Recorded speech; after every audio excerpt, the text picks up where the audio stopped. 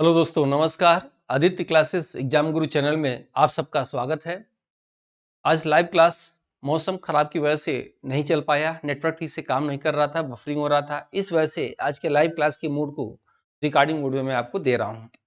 तो चलिए देखते हैं आज के टेस्ट में क्या क्वेश्चन थे और कैसे इनका नंबर है। सबसे पहले गणेश जी का नाम लेते हुए श्री गणेशाय नमः। और आज के टेस्ट में 100 टू 100 यानी 30 में 30 नंबर प्रमोद शर्मा का, प्रीति भा का, कंबन जज का, देवेंद्र पांडे का, गुरुकुल एकेडमी का, प्रतिभा का, अनूप का, विनोद कुमार का, अन्या का, बबीता मौर्य का, प्रियंका त्यागी का, विनीता का, अर्चना सिंह का, रेणु का, गौतम का और नीता सिंह का नंबर जो है 100 टू 100 में है। ठीक है। और आइए देखते हैं आज का प्रश्न कैसा। यदि आपको बताया जाता है कि पीडीएफ 1 2 3 से यूनिट 1 की पीडीएफ 1 2 3 से टेस्ट होगा, तो आपको जो है पढ़ के 100 टू 100 नंबर लाने की कोशिश करना चाहिए। सभी प्रश्न उसी पीडीएफ से थे। इसी बहाने एक खेम गेम में, खेल खेल में आपको जो है ठीक ठाक तैयारी हो जाएगी। ठीक है। कोशिश करिएगा अगली बार जो भी टेस्ट हो तो सबका अच्छा नंबर आए। ठीक है। आगामी टेस्ट किसका लेंगे आपको नोटिफिकेशन के माध्यम से बता दिया जाएगा। तो चलिए देखते हैं। PETA person of the year 2022, ये प्रश्न इंपॉर्टेंट है, आपके एग्जाम में आ सकता है, इसे नोट कर लीजिएगा। पेटा पर्सन 2022 क्या होता है? वर्जीनिया अमेरिका द्वारा ये दिया जाता है। PETA person of the award 1980 से दिया जाता है और जीवों की हत्या को रोकने के लिए जो जागरूकता फैलाता है उन्हें यह अवार्ड दिया जाता है। 2022 में सोनाक्षी सिन्हा को दिया गया, याद रखिएगा।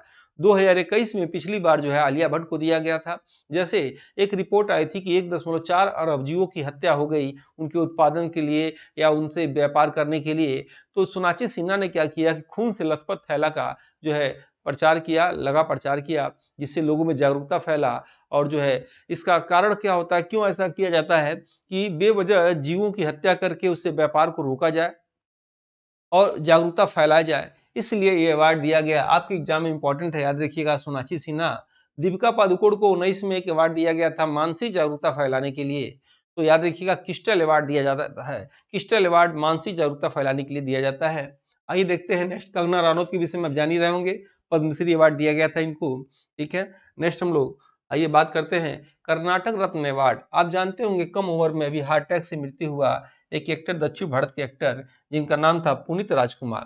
कर्नाटक रत्न अवार्ड जो है पुनीत राजकुमार को दिया गया।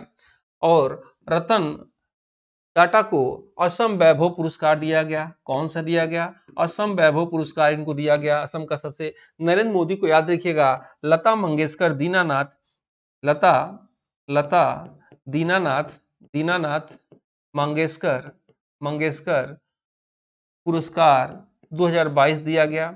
ठीक है। और आरिफ जहरी को चमेली देवी चमोली देवी जैन पुरस्कार इनको दिया गया पत्रकारिता के क्षेत्र में। ठीक है। क्वेश्चन नंबर 3 पे आते हैं। अनिल लोहाटी का संबंध किससे है? जल परिवहन से, हवाई परिवहन से, बस परिवहन से, रेल परिवहन से। तो याद रखिएगा अनिल लोहाटी वर्तमान में रेलवे बोर्ड के अध्यक्ष हैं, यानी इनके जो है रेल परिवहन से इसका मतलब है। ठीक है। एक प्रश्न आप बताइए, भारत में जल प्राधिकरण नियंत्रण का मुख्यालय कहाँ है? जल प्राधिकरण का मुख्यालय भारत में कहाँ है? ये कमेंट बॉक्स में आपको लिख के बताना है। वो जल परिवहन को कंट्रोल करता है। नेक्स्ट आते हैं हम लोग। ठीक है। अगर इसमें से प्रश्न पूछ दे कि आज भी भारत में सबसे अधिक आयात और निर्यात किस परिवहन द्वारा होता है, तो याद रखिएगा जल परिवहन द्वारा होता है। जैसे एक प्रश्न आता है कि रेलवे को सबसे अधिक फायदा किससे होता है, क्या यात्रियों से या माल ढुलाई से? तो याद रखिएगा रेलवे को सबसे अधिक फायदा जो है माल ढुलाई से होता है, यात्री से कम होता है माल ढुलाई की अपेक्षा। ठीक है। और सबसे महंगा क्या होता है? हवाई परिवहन सबसे महंगा होता है। क्वेश्चन नंबर 4 देखते हैं। राष्ट्रीय युवा सम्मेलन 2023 कहाँ मनाया गया? बेंगलोर में, हैदराबाद में, अहमदाबाद में, मुंबई में। तो याद रखिएगा राष्ट्रीय युवा सम्मेलन 2023 कर्नाटक में मनाया गया। बेंगलोर, हुबली कह सकते हैं, धारवाड़ जिला हुबली। ठीक है। हुबली भी एग्जाम में आए तो लगा दीजिएगा। ये मनाया गया। राष्ट्रीय युवा दिवस कब से मनाया जाता है? राष्ट्रीय युवा दिवस याद रखिएगा जो है स्वामी विवेकानंद की स्मृति में मनाया जाता है। और जो है ये 12 जनवरी को मनाया जाता है। 12 जनवरी से लेकर 16 जनवरी तक कर्नाटक में इसे मनाया गया। और इस बार का थीम था कि युवा का विकास, विकसित भारत, ये थीम था युवा दिवस पे। ठीक है। हैदराबाद के विषय में आप जान रहे होंगे। हैदराबाद में ग्रीन सिटी अवार्ड 2022 कहाँ किसे दिया गया? हैदराबाद को दिया गया। T of the world award Hyderabad और मुंबई को दिया गया। Tree of the world award Hyderabad और मुंबई को दिया गया। आप जानते होंगे टेस्ला कंपनी ई वाहन बना रहा है और उसका मुख्यालय कहाँ है? हैदराबाद में है। आपको यह भी मालूम होगा कि इस बार ई फार्मूला रेसिंग, जो ई फार्मूला रेसिंग आप देखे होंगे, रेस होता है जो बैटरी से बहुत पतली पतली कारें होती हैं और तेजी से रेस होता है, वो कहाँ हो रहा है 22 में? वो हैदराबाद में हो रहा है। ठीक है, इंपॉर्टेंट है। अहमदाबाद के विषय में जानते होंगे 36वां राष्ट्रीय खेल कहाँ हुआ? अहमदाबाद में। और 37वां राष्ट्रीय खेल गोवा में हुआ। ठीक है, मुंबई में जानते होंगे जीन बैंक, भारत का प्रथम जीन बैंक कहाँ खुला? तो मुंबई में खुला। ठीक है, क्वेश्चन नंबर 5 पे आते हैं। अल्पसंख्यक अधिकार दिवस है 18 अप्रैल, 18 दिसंबर, 5 अक्टूबर, 9 नवंबर। तो याद रखिएगा अल्पसंख्यक अधिकार दिवस 18 दिसंबर को मनाया जाता है। श्रीमती स्मृति ईरानी अल्पसंख्यक मंत्री हैं और इकबाल सिंह लालपुरा अल्पसंख्यक आयोग के वर्तमान में अध्यक्ष हैं। सरदार इकबाल सिंह लालपुरा, याद रखिएगा। 18 अप्रैल को विरासत दिवस मनाया जाता है। विरासत दिवस आप जानते होंगे 2010 से मनाया जाता है और भारत का विरासत पशु हाथी है। याद रखिएगा 18 अप्रैल का डेट याद रखेंगे। 5 अक्टूबर को आपको मालूम होगा डॉल्फिन दिवस मनाया जाता है। डॉल्फिन दिवस 5 अक्टूबर को मनाया जाता है और 5 अक्टूबर को विश्व शिक्षक दिवस भी मनाया जाता है। विश्व शिक्षक दिवस की हम बात कर रहे हैं, न कि 5 सितंबर की बात कर रहे हैं। 5 सितंबर को राष्ट्रीय शिक्षक दिवस मनाया जाता है, याद रखिएगा। और विश्व शिक्षक दिवस ठीक 1 महीने बाद 5 अक्टूबर को मनाया जाता है। जैसे राष्ट्रीय शिक्षा दिवस 11 नवंबर को मनाया जाता है और विश्व शिक्षा दिवस जो है 24 जनवरी को मनाया जाता है। 24 जनवरी को बालिका दिवस भी मनाया जाता है। 24 जनवरी को उत्तर प्रदेश दिवस भी मनाया जाता है और 24 जनवरी को जो है विश्व शिक्षा दिवस भी मनाया जाता है। दिवस के विषय में एकदम बिल्कुल कॉन्सेप्ट क्लियर करिएगा, एक क्वेश्चन ये लोग एग्जाम में आपके दे सकते हैं। 19 नवंबर को क्या मनाया जाता है? 19 नवंबर को शौचालय दिवस मनाया जाता है और 19 नवंबर को पुरुष दिवस भी मनाया जाता है। दोनों दिवस 19 नवंबर को मनाए जाते हैं। ठीक है, क्वेश्चन नंबर 6 पे आते हैं। वह राज्य जिसने अपनी सभी योजनाओं के में आधार कार्ड अनिवार्य कर दिया, वो कौन था? वो है तमिलनाडु। तमिलनाडु राज्य में क्या हुआ? योजनाओं को अनिवार्य कर दिया गया। उसके बाद आप जानते होंगे कि उत्तर प्रदेश में कौन कौन सी योजनाएं हैं, महाराष्ट्र में कौन सी योजनाएं हैं और गुजरात की कौन सी योजनाएं हैं। जैसे गुजरात में गो ग्रीन योजना। गो ग्रीन योजना क्या है कि इलेक्ट्रिक गाड़ियों को में सब्सिडी दी जाएगी, वो जो है गो ग्रीन योजना है। और महिला उत्कर्ष योजना, महिला उत्कर्ष योजना, महिला उत्कर्ष योजना जो है गुजरात का है। एक जिला एक खेल, एक जिला एक जिला एक खेल योजना कहाँ का है? उत्तर प्रदेश का है। पंचामृत योजना कहाँ का है? उत्तर प्रदेश का है, याद रखिएगा। और महाराष्ट्र का है कि माई फैमिली माई रिस्पॉन्सिबिलिटी, ये महाराष्ट्र का है। ठीक है, इसके बाद आते हैं हम लोग नेक्स्ट क्वेश्चन नंबर 7 पे। वर्तमान सरकार ने सिखों के 10वें गुरु के पुत्रों के याद में कौन सा दिवस मनाने का घोषणा किया है? तो याद रखिएगा वीर बाल दिवस मनाने की घोषणा किया है और वीर बाल दिवस 26 दिसंबर को मनाया जाता है। कब मनाया जाता है भाई? 26 दिसंबर को, याद रखिएगा। और 25 दिसंबर को सुशासन दिवस मनाया जाता है। बाकी दिवस की अगर हम लोग चर्चा करें तो याद रखिएगा, वैसे 10वें गुरु कौन थे? सिखों के 10वें गुरु गुरु गोविंद सिंह थे, याद रखिएगा। सिखों के 10वें गुरु गुरु गोविंद सिंह थे। इसके बाद सिखों के कोई गुरु नहीं बनते हैं, नेता बनते हैं। जैसे एक नेता बंद बहादुर की हत्या फर्रुख हसैर ने कर दिया। ठीक है, गुरु गोविंद सिंह के विषय में एग्जाम में प्रश्न आते हैं। गुरु गोविंद सिंह का जन्म जो है पटना में होता है और इनकी मृत्यु पटना बिहार में होता है और इनकी मृत्यु नांदेड़ महाराष्ट्र में होती है। 1699 में इन्होंने खालसा पंथ की स्थापना किया था। इन्होंने दसम पातशाह ग्रंथ गुरु ग्रंथ साहिब की पुस्तकों की रचना की थी। और गुरु गोविंद सिंह के 2 पुत्र थे, जोरावर सिंह और एक और सुखावर सिंह थे, ये लोग थे। और इन्हीं के याद में मोदी सरकार ने वीर बाल दिवस 26 दिसंबर को घोषणा किया है। पराक्रम दिवस आप जानते होंगे 23 जनवरी को मनाया जाता है और सुभाष चंद्र बोस की याद में। ठीक है, विरासत दिवस अभी चर्चा हुआ था 18 अप्रैल को। पंचायती राज दिवस 24 अप्रैल को मनाया जाता है। ठीक है दोस्तों, अब आते हैं हम लोग नेक्स्ट कि चंद्रमा अभियान पर जाने वाले प्रथम भारतीय अभिनेता एक्टर कौन है? इसकी कहानी यह है कि जापान के एक जो है अरबपति हैं। तो जापान के अरबपति स्पेस एक्स जिसके मालिक एलन मस्क हैं, उनसे जो है 8 लोगों को चंद्रमा की यात्रा कराएंगे। तो 8 लोग जो चंद्रमा की यात्रा करा रहे हैं जापान के जो है अरबपति युसाका उनका नाम है। तो वो भारत के एक अभिनेता को ले जा रहे हैं और जिस अभिनेता का नाम क्या है, देव जोशी नाम है। अभिनेता का नाम क्या है, देव जोशी नाम है, ठीक है। और उनका यही एग्जाम में प्रश्न आ सकता है। चूंकि ये प्रश्न यूनिक है, इसलिए आपके एग्जाम की दृष्टि से बहुत ही महत्वपूर्ण है कि चंद्रमा अभियान पर जाने वाला प्रथम भारतीय अभिनेता कौन थे, तो देव जोशी, याद रखिएगा। और ये कौन है, प्रसून जोशी। प्रसून जोशी उत्तराखंड के ब्रांड एम्बेसडर है। अक्षय कुमार के विषय में आप जानते होंगे, अक्षय कुमार सबसे अधिक जो है साल भर में फिल्म बनाने वाले हैं, इनकम अच्छी इनकी होती है। नेक्स्ट आते हैं हम लोग, संयुक्त राष्ट्र संघ ने भारत की किस योजनाओं को अपने कार्यक्रमों में शामिल किया, तो याद रखिएगा कि संयुक्त राष्ट्र संघ ने भारत की नमामि गंगे परियोजना को अपने कार्यक्रम में शामिल किया। आप जानते होंगे कि स्वच्छ भारत अभियान भारत में कब शुरू हुआ, तो 2 अक्टूबर 2014 को शुरू हुआ और नमामि गंगे 10 जुलाई 2014 को ये शुरू हुआ था, ठीक है। 10 जुलाई 2014 को शुरू हुआ था। किसान मित्र योजना 1998 में शुरू हुआ था, जो कल्याण सिंह के समय में। और सौर शिक्षा अभियान याद रखिएगा 2001 में शुरू हुआ था, स्वर्गीय अटल बिहारी वाजपेयी के समय।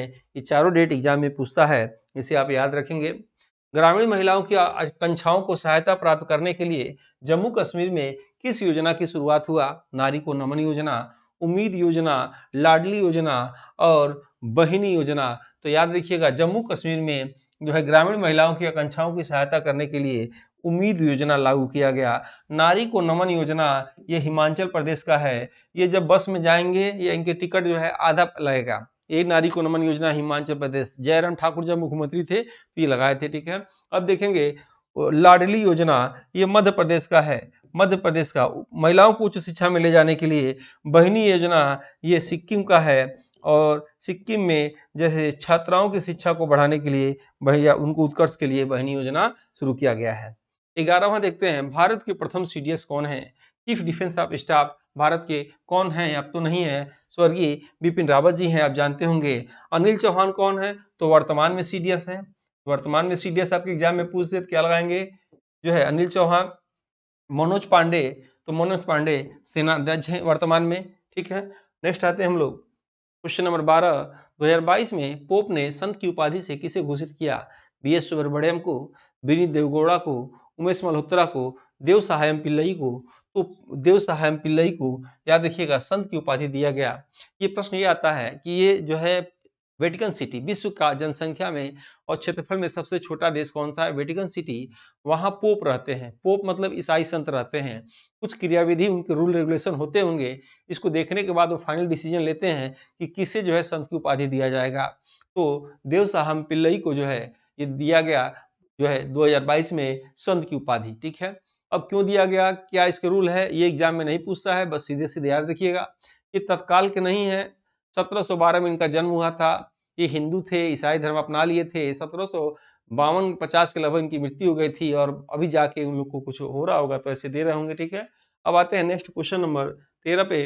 अच्छा, ये टेस्ट हम लोगों ने, हमारी टीम ने एक टेस्ट शुरू किया है। टेस्ट के विषय में बताना चाहूंगा कि यह एक टेस्ट है जो 1999 रेट है, लेकिन अभी 999 में दिया जा रहा है एग्जाम को टलने की वजह से। इसमें क्या क्या सुविधा है देख लीजिए।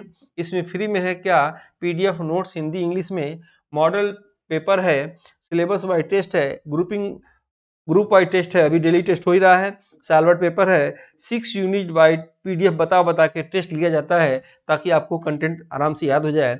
टेस्ट वैलिडिटी एग्जाम तक है और जो है जब तक 51 का एग्जाम ना हो जाए तब तक ये आपको टेस्ट होगा। इसके लिए आपको क्या करना है कि नीचे ये जो नंबर दिखाई दे रहा है इस पे हेलो लिख के भेजना है। हेलो लिख के भेजने के बाद आपको ऑटोमेटिक एक लिंक जाएगी, उस लिंक को इंस्टॉल करके फ्री में पीडीएफ टेस्ट वीडियो पड़े हुए हैं, आप देख सकते हैं। आपको अच्छा लगे तो परचेज कर सकते हैं, ठीक है।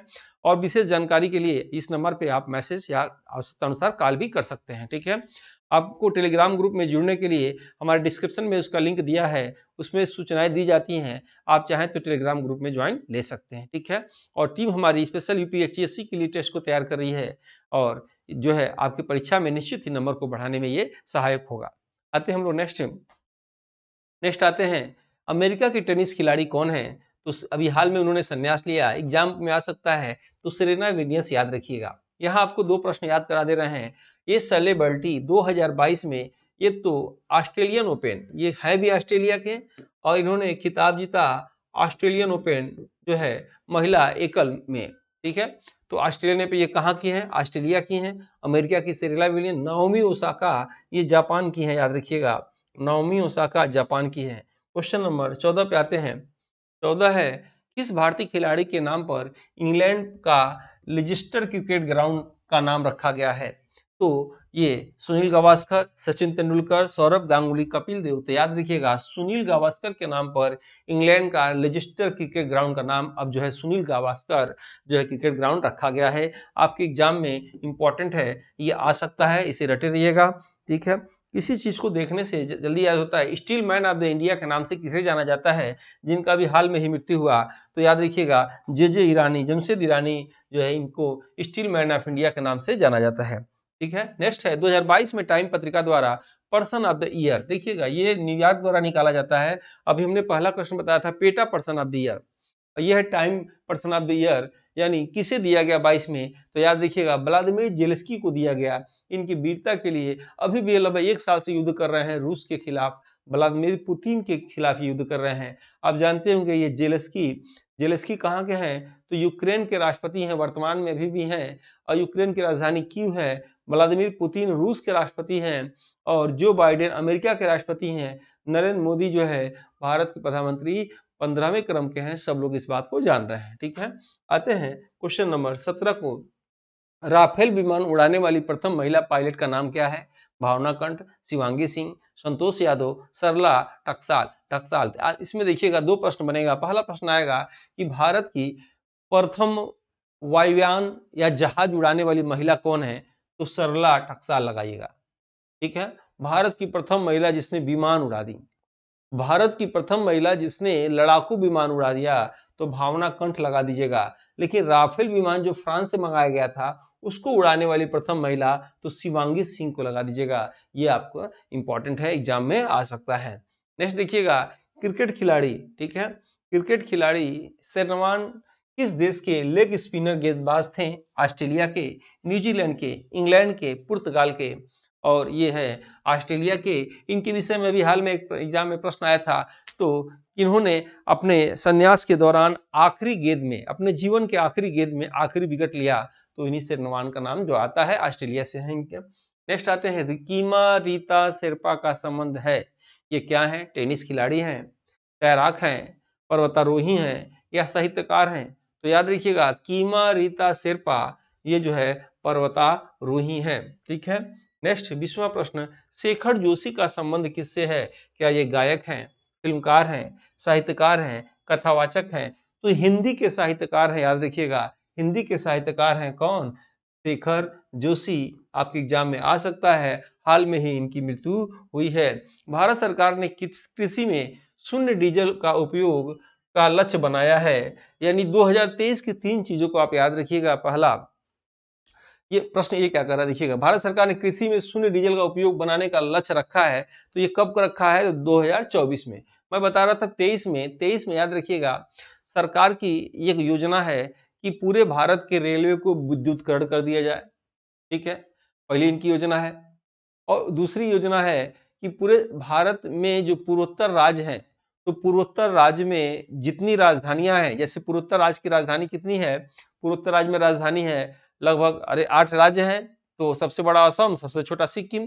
तो सभी 8 राज्यों की राजधानियों को भारतीय रेल से जोड़ दिया जाए, ठीक है वो। और शून्य डीजल का उपयोग का लक्ष्य कारक 2024 में रखा गया, ठीक है। नेक्स्ट आते हैं हम लोग, भारतीय रेलवे को पूर्ण विद्युतीकृत करने का लक्ष्य रखा गया है, अभी हमने बताया क्या, जो है 2023 में, ठीक है। नेक्स्ट आते हैं, नेक्स्ट है महुआडीह रेलवे स्टेशन का नया नाम क्या रखा गया भाई? Kashi city, Varanasi city, Banaras junction, Kashi junction. ये इंपॉर्टेंट है, वेरी वेरी इंपॉर्टेंट है, नोट कर लीजिएगा, आपके एग्जाम में आ सकता है। तो महुआडीह रेलवे स्टेशन का नया नाम रखा गया है बनारस जंक्शन। कुछ लोग को ये भी लग रहा होगा कि हो सकता है कि बनारसी सिटी, नहीं, ये बनारस जंक्शन, याद रखिएगा। वाराणसी, बनारस, वाराणसी नाम क्यों पड़ा? वरुणा नदी और अस्सी नदी, ठीक है। वरुणा नदी और अस्सी नदी के बीच में जो शहर बसा था उसे वाराणसी कहा जाता था, ठीक है। नेक्स्ट आते हैं क्वेश्चन नंबर 24 पे। 2022 में आम महोत्सव कहाँ मनाया गया? प्रयागराज में, लखनऊ में, कानपुर में, गोरखपुर में। याद रखिएगा, आम अनुसंधान केंद्र मलिहाबाद लखनऊ में है। आमों का राजा दशहरी जो है सबसे अधिक वहाँ होता है। जो मार्केट में सबसे पहले आता है, सबसे बाद तक रहता है, बहुत दिनों तक रहता है और सबका पेट भरता है, आमों का राजा दशहरी। यानी आम महोत्सव कहाँ मनाया गया? तो लखनऊ में मनाया गया। तो आपको कमेंट बॉक्स में लिख के बताना है उस आम का नाम जिस आम में गुठली नहीं होता है, ठीक है? या बीज रहित आम की प्रजाति का नाम आपको कमेंट बॉक्स में लिखकर बताना है। क्या वीडियो कैसा लग रहा है ये जरूर कमेंट बॉक्स में बताइएगा। मैं बोलना, पढ़ाई को छोड़ के कुछ अन्य बोलना मुझे अंदर से अच्छा नहीं लगता है, फिर भी मजबूरी है, टेक्नोलॉजी का समय है, बोलना पड़ता है। जो लोग वीडियो को लाइक नहीं किए हैं, लाइक कर दीजिए, सब्सक्राइब कर दीजिए ताकि मेरा मोटिवेशन बना रहे और इस टेक्नोलॉजी के युग में मैं भी चलता फिरता रहूं। इसलिए वीडियो लाइक कर देना चाहिए। क्या ये वीडियो लाइक करने लायक नहीं है तो डिसलाइक कर दीजिए, कुछ तो करिए। और मैं तो इधर कुछ कर ही रहा हूँ। क्वेश्चन नंबर 5, कुल महोत्सव किस राज्य का महोत्सव है? बिहार का, झारखंड का, महाराष्ट्र का, तो मध्य प्रदेश का। ये कहाँ का है? झारखंड का। याद रखिएगा, झारखंड का ये महोत्सव है। नेक्स्ट आते हैं हम लोग क्वेश्चन नंबर 26 पे। गुवाहाटी असम का संबंध किस महोत्सव से है? जलकट्टू महोत्सव, संस्कृत महोत्सव, अम्बुबाची महोत्सव, बिहू महोत्सव। यहाँ कुछ लोग अगर ये कहेंगे कि सर बिहू महोत्सव, अम्बुबाची महोत्सव दोनों तो असम का है, तो हम क्यों इसको लगा रहे हैं? तो आप जानते होंगे गुवाहाटी में माता कामाख्या का मंदिर है और माता कामाख्या के मंदिर जून के महीने में, जून के लगभग आखिरी महीने में, लगभग 22-23 जून से लेकर 25-26 तक 3-4 दिन एक मेला लगता है। कहा जाता है विश्व का सबसे बड़ा तांत्रिक मेला अंबुवाची मेला।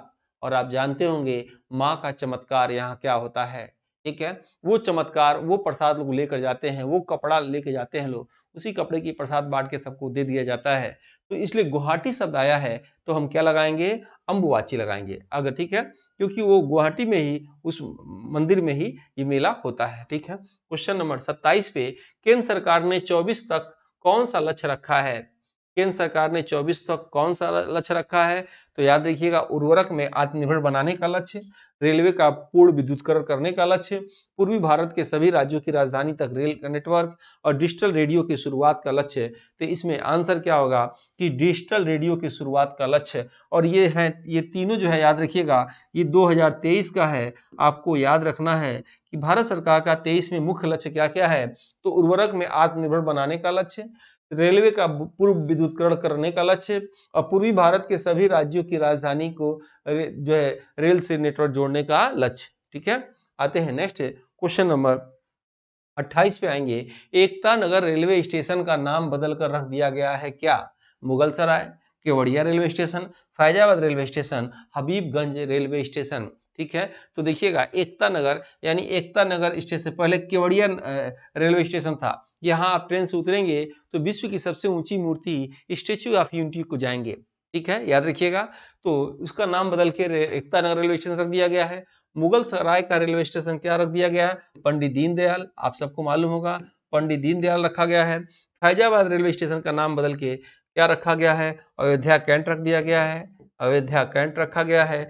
और हबीबगंज रेलवे स्टेशन का नाम रानी कमलावती, कमलावती रखा गया है, ठीक है? नेक्स्ट आते हैं हम लोग, नेक्स्ट है प्रगति मैदान रेलवे स्टेशन का नाम क्या रखा गया है? Nana Shankar Seth railway station, Siddharthnagar railway station और Chhatrapati Shahu Maharaj railway station, supreme court railway station. तो प्रगति मैदान रेलवे स्टेशन का नाम रखा गया है सुप्रीम कोर्ट रेलवे स्टेशन, याद रखिएगा। और नौगढ़ का सिद्धार्थनगर और ये छत्रपति साहू जी महाराज मुंबई का है, ठीक है? नेक्स्ट आते हैं हम लोग, कौन सा जोड़ा गलत है? आखिरी प्रश्न है, कौन सा जोड़ा गलत है? सड़क दुर्घटनाओं को कम करने का लक्ष्य 2024 तक, सही है। फैजाबाद रेलवे स्टेशन का नया नाम अयोध्या कैंट, अभी मैंने बताया, सही है। और राष्ट्रीय संस्कृति महोत्सव मनाया गया नई दिल्ली, नहीं, याद रखिएगा, एग्जाम में आ सकता है, इंपॉर्टेंट है। राष्ट्रीय संस्कृति महोत्सव आंध्र प्रदेश में मनाया गया। कहाँ मनाया गया? आंध्र प्रदेश में। आंध्र प्रदेश के मुख्यमंत्री ने आंध्र प्रदेश की नई राजधानी कहाँ घोषित किया? जो है विशाखापट्टनम। और भारत भोपाल मेट्रो का नया नाम भोज मेट्रो रख दिया गया है। इसी के साथ मित्रों आज की क्लास ओवर करते हैं और नेक्स्ट मिलते हैं हम लोग नेक्स्ट क्लास में। अगर आपको टेस्ट अच्छा लगे तो इस नंबर पे आप जो है लिंक ले सकते हैं, ठीक है? ठीक है, हम लोग मिलते हैं नेक्स्ट क्लास में। जय हिंद, जय भारत। आप सब ने इस वीडियो को इतनी देर तक देखा, इसके लिए सबको शुक्रिया। वीडियो के विषय में फीडबैक ज़रूर आप दीजिएगा। मिलते हैं हम लोग नेक्स्ट वीडियो में।